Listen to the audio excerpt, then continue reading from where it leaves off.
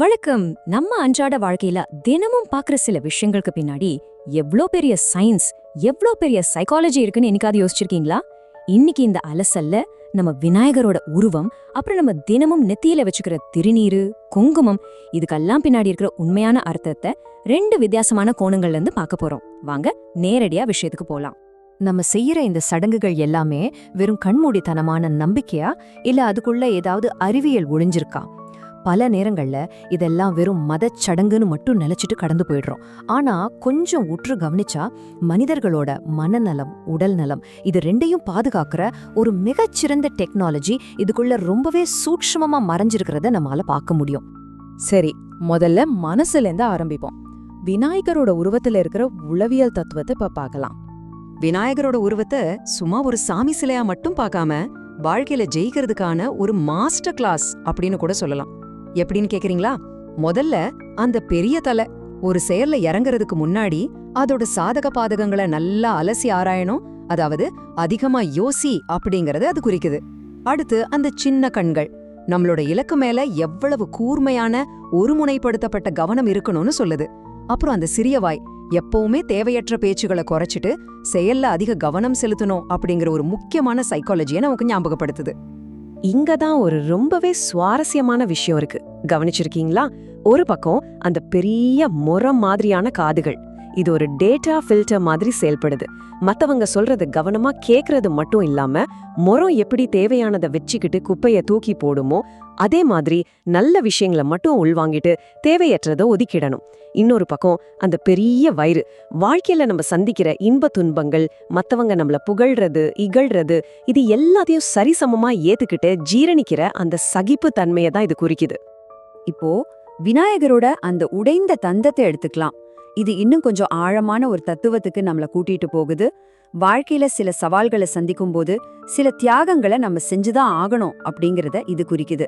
அது மட்டும் இல்லாம அத்வைத்தம், அதாவது நல்லது கெட்டது, இன்பம் துன்பம் அப்படிங்கிற இருமைகளுக்கு அப்பாற்பட்ட ஒரு உயர்ந்த நிலையை தான் இந்த ஒற்றை தந்தம் நமக்கு உணர்த்தும். இந்த உடல் அமைப்புகளையும் அதோட உளவியல் அர்த்தங்களையும் ஒப்பிட்டு பார்த்தா நமக்கு ஒரு விஷயம் ரொம்பவே தெளிவா புரியும். நம்ம முன்னோர்கள் மனித மனதோட வலிமைக்காகவும் ஒரு தெளிவான சிந்தனைக்காகவும் இந்த ஒற்றை உருவத்தை எவ்வளவு சிறப்பான ஒரு வரைபடமா பயன்படுத்தியிருக்காங்கன்னு பாருங்க.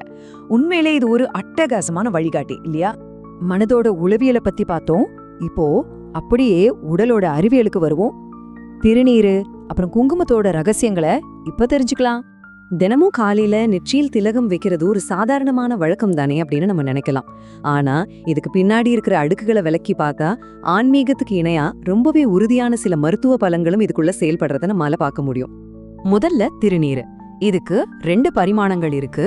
ஆன்மீக ரீதியா பார்த்தா ஒரு நாள் இந்த உடம்பு சாம்பலாதான் போக போகுது அப்படிங்கிற நிலையாமைய உணர்த்தி மனுஷனோட அகங்காரத்தை, ஈகோவை இது அழிக்குது. ஆனா மருத்துவ ரீதியா பார்த்தா பசுஞ்சாணத்திலிருந்து தயாரிக்கப்படுற இந்த விபூதி ஒரு மிகச்சிறந்த கிருமிநாசினி, அதாவது ஒரு டிஸ்இன்ஃபெக்டன்ட். நெற்றி பகுதியில சேர்ற அதிகப்படியான ஈரப்பதத்தை உறிஞ்சி சைனஸ் பிரச்சனை வராம தடுக்கவும் தலைவலிய போக்கவும் இது ஒரு நேரடி மருந்தாவே பயன்படுது. சரி, அடுத்து குங்குமத்துக்கு வருவோம். ஆன்மீக ரீதியா குங்குமம் வைக்கப்படுற அந்த இடம் சரியா 2 புருவங்களுக்கு மத்தியில இருக்கு. இதுதான் ஆக்ஞா சக்கரம் அப்படின்னு சொல்வாங்க. இது நம்மளோட அறிவுக்கண்ணை திறக்கணும்னு நம்ம உடம்புல நேர்மறை ஆற்றலை, அதாவது பாசிட்டிவ் எனர்ஜியை அதிகரிக்கணும்னு நம்பப்படுது. ஆனா இதோட மருத்துவ பலன்கள் இருக்கே, அது இன்னும் ஆச்சரியமானது. பாரம்பரியமா குங்குமம் எதிலிருந்து தயாரிக்கிறாங்க? மஞ்சள், அப்புறம் எலுமிச்சை சாறு அல்லது சுண்ணாம்பு கலவை.